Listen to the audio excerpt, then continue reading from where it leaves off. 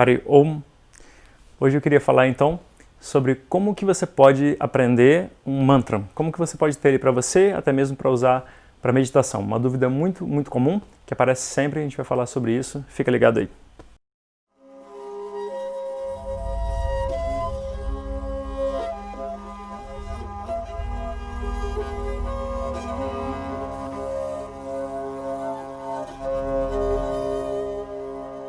Namastê?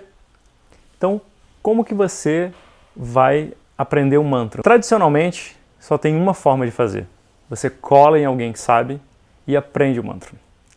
E aí algumas pessoas falam, mas tem tanta coisa disponível na internet, tem tanta coisa por aí, eu ouvi um e ficou na minha cabeça, nunca mais eu esqueci. Tipo, ok, né? A gente não pode negar, tem muita coisa boa acontecendo na internet, tem muita coisa legal que você pode aprender na internet, mas mantra não é uma coisa dessas.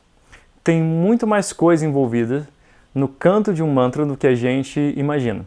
Para você ter uma ideia, tem uma Upanishad, que o Upanishad, enfim, é uma parte dos textos, digamos, sagrados da Índia. A gente não pode dizer texto porque o ensinamento era oral, na verdade, no começo, né? Lá 5.000, 6.000 anos atrás, o ensinamento era oral, mas ok, depois eles foram catalogados nos Vedas, e aí o Veda contém todo o âmago ali do conhecimento yoga, do hinduísmo, enfim, de muita coisa. E a Upanishad, então, é uma parte desse Veda. Então, se chama Taittiriya Upanishad, e ela tem uma parte que fala especificamente sobre as regras do canto védico, ou seja, as regras que você tem que seguir para cantar um mantra corretamente. Então, são 6 regras. Então, não é simplesmente você ouviu e você repete. Se pelo menos a gente fosse falante de sânscrito, ainda dava certo, porque justamente a primeira regrinha se chama Varna, ou seja, a boa pronúncia dos fonemas em sânscrito. E tem vários fonemas que a gente nem tem em português, tem várias regras que a gente nem imagina. Então, para você repetir isso de uma maneira correta, realmente é complicado. Alguém tem que estar do teu lado para te ensinar isso, então é muito importante. A segunda regra se chama Swara, que a gente poderia dizer, né, resumidamente, que é a melodia, a afinação do mantra, assim. Porque o mantra, resumidamente, ele tem um poder por causa do seu significado, mas principalmente por causa da sua vibração. O mantra, ele não representa uma coisa, ele é aquela coisa sob a forma de uma vibração. Eu não sei se você já viu um vídeo aí que está circulando pela internet, onde o sujeito coloca uma placa assim preta em cima de uma caixa de som, e aí ele põe os grãozinhos de areia, ou sei lá o que é aquilo, e aí então ele liga uma vibração, e conforme ele vai mudando essa vibração, o desenho que se forma ali nessa placa preta, ele vai mudando em padrões geométricos.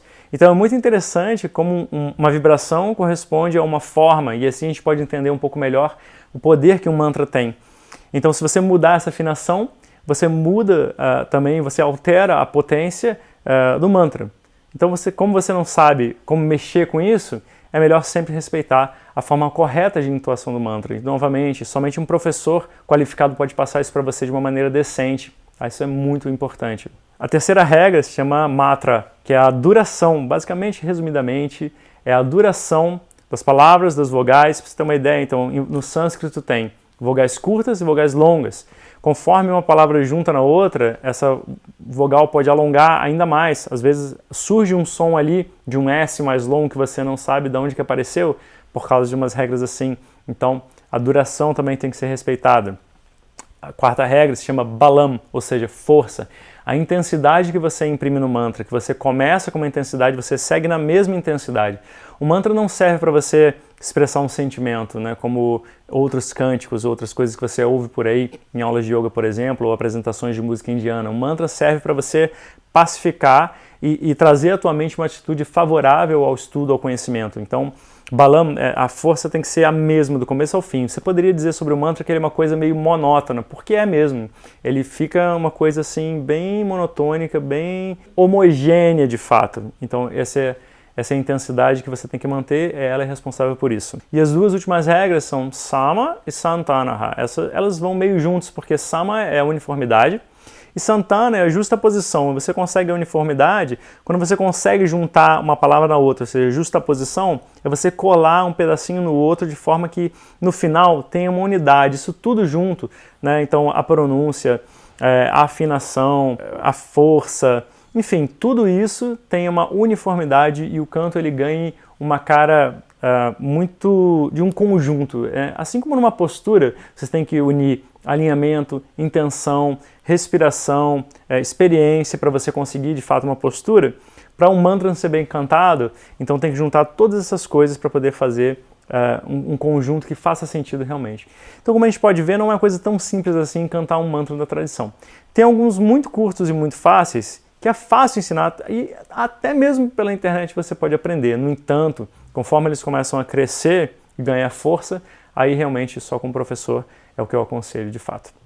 Ok, se você gostou desse vídeo, então arruma um jeito de compartilhar ele com alguém que você sabe que tem essa dúvida, não esquece de curtir aí o canal, de acompanhar a página lá do Face, ativa as notificações, senão você vai perder muita coisa e toda semana a gente tem coisa nova, além dos workshops que acabam acontecendo de vez em quando, periodicamente. Então a gente segue junto no caminho.